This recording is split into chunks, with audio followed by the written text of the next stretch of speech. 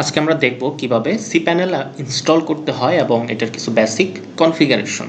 তো চলুন শুরু করি আসলে।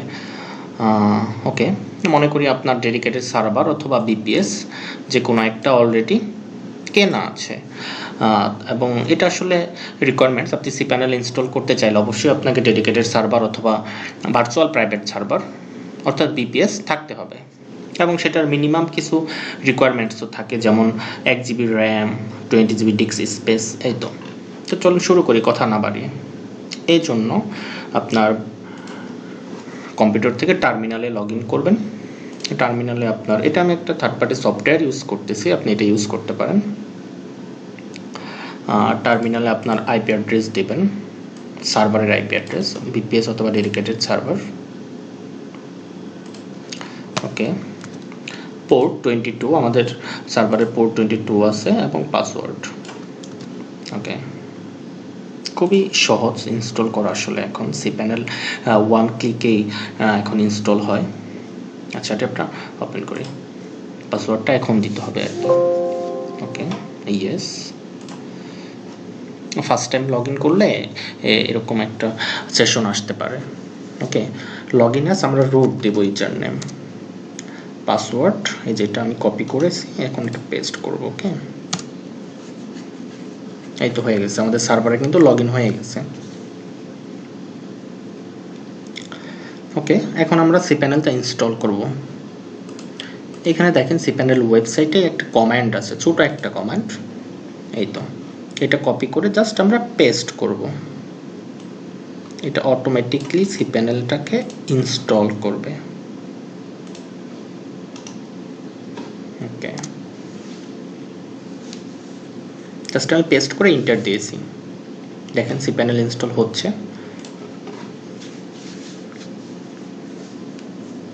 খুবই সহজ, তাই না? অনলি একটা ক্লিক করলাম। এখন আমরা যেটা করব, আমরা আসলে অপেক্ষা করতে হবে। আমাদের অ্যারাউন্ড 1 আওয়ারের মতো অপেক্ষা করতে হবে এই ইনস্টলটা কমপ্লিট হতে, এবং কমপ্লিট হওয়ার পরে আমরা হচ্ছে যে পরবর্তী ব্যাপারগুলো দেখব, বেসিক কনফিগারেশন, ডিএনএস কনফিগারেশন, এই ব্যাপারগুলো দেখব। হ্যাঁ, আমরা আরও অনেক কিছু দেখব যেটা নতুন আপনারা যারা তাদের জন্য অনেক কাজে আসবে। ওকে, আপাতত তাহলে আমরা একটু ওয়েট করি, আবার ফিরে আসবে একটু পরে ভিডিওটিতে। Hello, welcome back. আচ্ছা, আমরা বলতেছিলাম যে আমরা চলে আসবো কিছুক্ষণ পরে, এটা ইনস্টল শেষ হলে। এটা ইনস্টল হয়ে গেছে, দেখেন এখানে মেসেজ দেখাচ্ছে যে ইনস্টল হয়ে গেছে। কিভাবে লগ ইন করতে হবে সেই ইউআরএলও দেওয়া আছে, এই যে দেখেন এটা হচ্ছে log in URL. Okay, forget it. আমরা যা করব, লগ ইন করার জন্য হচ্ছে প্রথমে আইপি অ্যাড্রেসটা কপি করব, আপনার সার্ভারের আইপি অ্যাড্রেস। দেন আমরা পোর্ট লিখব cPanel 2087। ওকে, ব্রাউজারে আমরা cPanel ইনস্টল হওয়ার পর লগ ইন করবো আর কি, এটা দিয়ে। ওকে, সরি, আমরা HTTPS দিয়ে শুরু করি।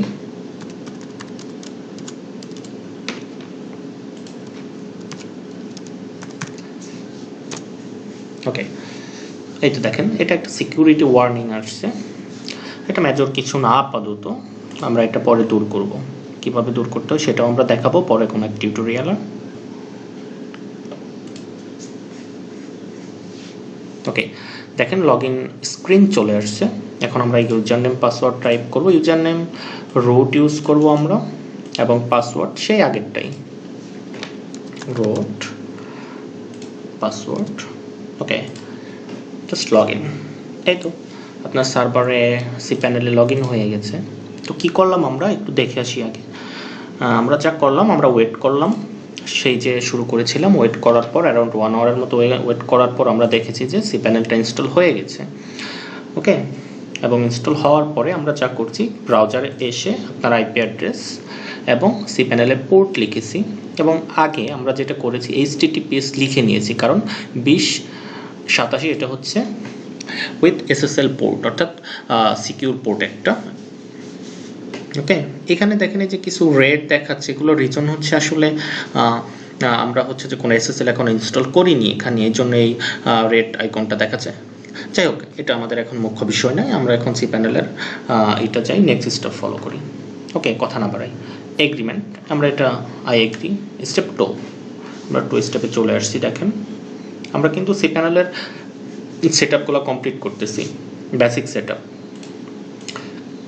ইমেল অ্যাড্রেস যেখানে বিভিন্ন ধরনের নোটিফিকেশন যাবে। ওকে, আমরা এগুলো অ্যাভয়েড করি।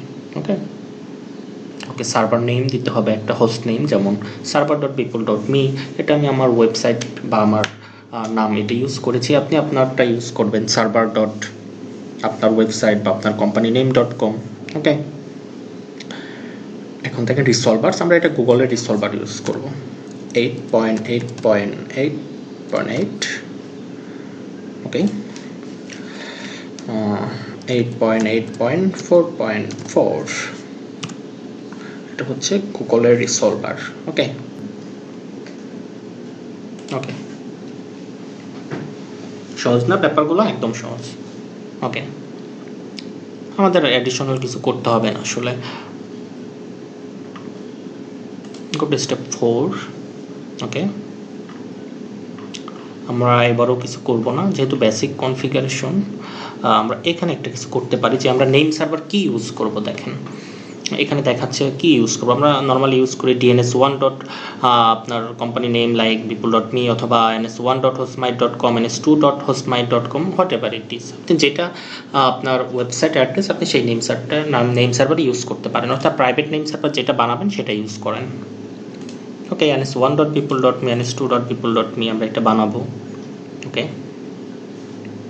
আচ্ছা, এখানে আমরা কিছু রেকর্ড অ্যাড করে নিতে পারি, যেহেতু আমরা নেম সার্ভার বানাবো এটা। ওকে, যেহেতু আমাদের সার্ভারে একটা আইপি অ্যাড্রেস, যদি আপনার দুইটা আইপি অ্যাড্রেস থাকে তাহলে আপনি দুইটা ইউজ করতে পারেন। আমরা একটাই দুই জায়গায় ইউজ করলাম নেম সার্ভারের জন্য, যেহেতু আমরা টেস্ট সার্ভার হিসেবে এটা রান করেছি। ওকে, এবং এটা এ রেকর্ড।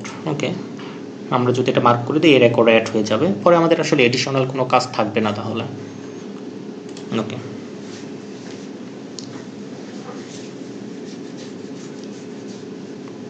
এখানে কিন্তু আমি সার্ভারের আইপি অ্যাড্রেস ইউজ করেছি, এই যে দেখেন এটা আমাদের কিন্তু সার্ভারের আইপি অ্যাড্রেস।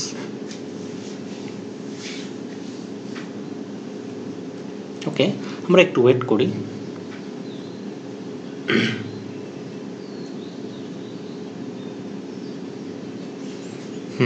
হয়ে গেছে প্রায়। ওকে, ইটস অলমোস্ট ডান। ওকে, আমরা এগুলো আসলে এডিশনাল আর কিছু না করি, যেরকম আছে ডিফল্ট ইউজ করি। ওকে, এগুলো নিয়ে আমরা পরে আলোচনা করব। আমরা যেহেতু বেসিক কনফিগারেশন করতেছি এটার।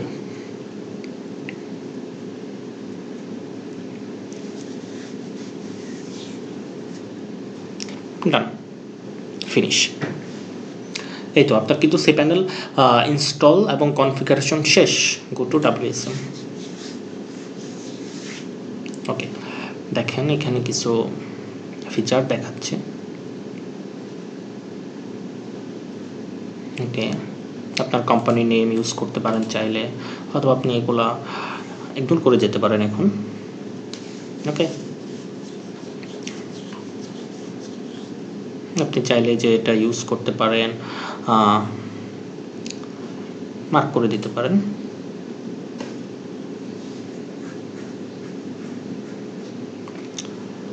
চাইলে এগুলো সব রান করে নিতে পারেন। এটা স্পিড ইস্যু বা আদার্স কিছু ইস্যুতে কিছু ইমপ্রুভমেন্ট দেবে পারফরমেন্সে, এটা মার্ক করে দিতে পারেন।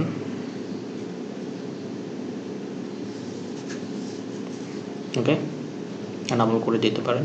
আপনি চাইলে কিন্তু এগুলো পরেও এনাবল করতে পারেন আপনার প্রয়োজন অনুসারে। ওকে, সেভ।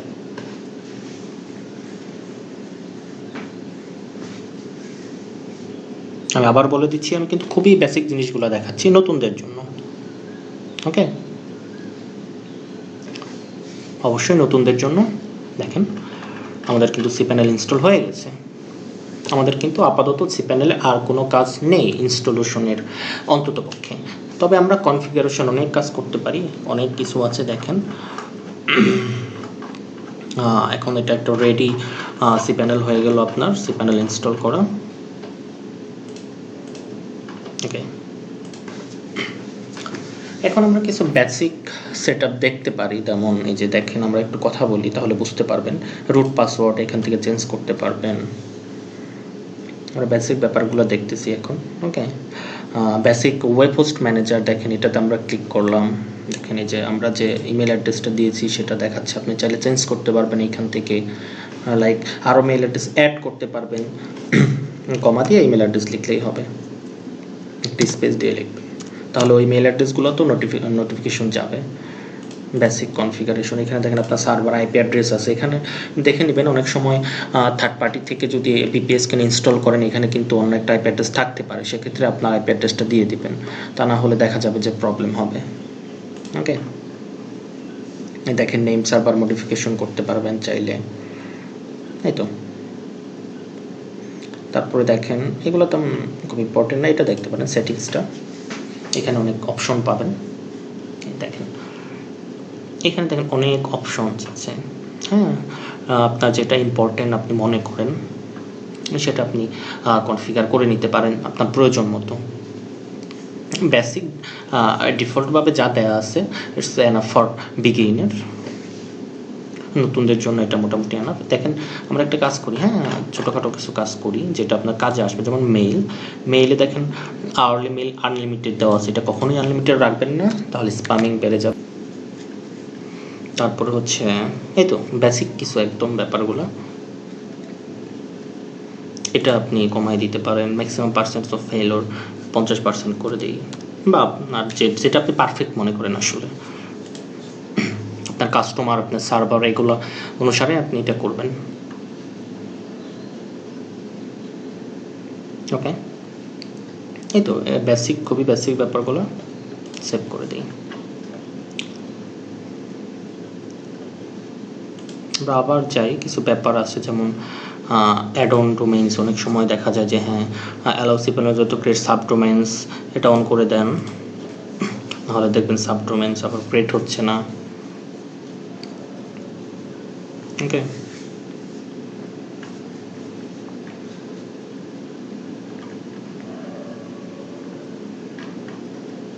এই ব্যাপারগুলো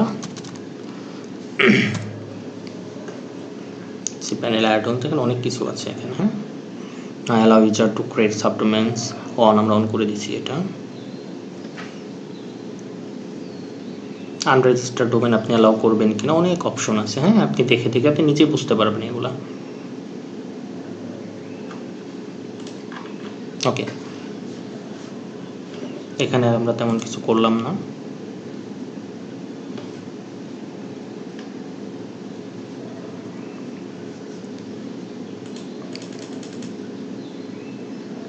PSP দেখেন, এইকে দেখেন এখানে কিছু এক্সিকিউশন টাইম আছে, PSP লোডার কি ইউজ করবেন দেখেন।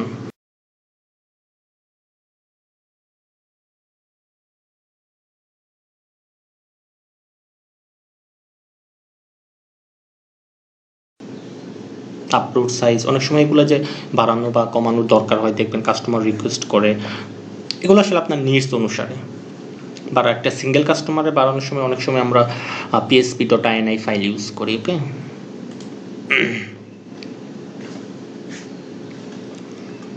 ওকে, মোটামুটি কিন্তু আমাদের বেসিক জিনিসগুলো শেষ। তারপরে সিকিউরিটি কিছু ব্যাপার থাকে যেগুলো আমরা পরে কোন একটা টিউটোরিয়ালে দেখব। দেখেন এই যে এটা একটা ইম্পর্টেন্ট থিংস, যদি আমরা থার্ড পার্টি কোনো ফায়ারওয়াল ইউজ না করি সেক্ষেত্রে এটা একটু ভালো মতো কনফিগার করে নেবেন। এটা অলরেডি এনাবল করা আছে। হ্যাঁ, দেখেন টাইম দেওয়া আছে, মিনিট দেওয়া আছে, কতবার কি ট্রাই করলে ব্লক হবে, দেখেন অনেক অপশন দেওয়া আছে। হ্যাঁ, আমরা এরপরে একটা টিউটোরিয়াল করব যেখানে সিকিউরিটি ব্যাপারগুলো নিয়ে কথা বলবো এবং সবগুলো সিকিউরিটি টাস্ক আমরা সেখানে দেখাবো যে কীভাবে কোনটা আপনার সার্ভারের জন্য বেটার হবে। ওকে, আরও অনেক কিছু আছে, দেখেন হিউজ অপশন। ওকে, যে ব্যাপারটা বলা হয়নি, এখন আমরা কি করতে পারি, cPanel তো ইনস্টল হয়ে গেল, এখন লাইক আপনি cPanel-এ অ্যাকাউন্ট ক্রিয়েট করতে পারেন। এই যে অ্যাকাউন্ট, ক্রিয়েট অ্যান অ্যাকাউন্ট। হ্যাঁ, দেখেন এই যে এর আগে আপনি একটা প্যাকেজ ক্রিয়েট করে নিতে পারেন, অ্যাড প্যাকেজ। ওকে, একদম বেসিক ব্যাপার। আশা করি আপনার সবাই উপকৃত হয়েছেন, মানে নতুনরা উপকৃত হয়েছেন যারা বেসিক ব্যাপারগুলো জানতেন না। আমি কথা বলেছি বেসিক ব্যাপারগুলো নিয়ে খুবই। তো আজকের মতো এতটুকুই। এর পরে আমরা দেখব ফায়ারওয়েল, কনফিগ সার্ভার ফায়ারওয়েল একটা সিকিউরিটি প্লাগইনস বা সফটওয়্যার আছে যেটা আমরা ইনস্টল করব এবং ভিতরেরও কিছু সিকিউরিটি ব্যাপার দেখব। সে পর্যন্ত সবাই ভালো থাকবেন, বাই বাই।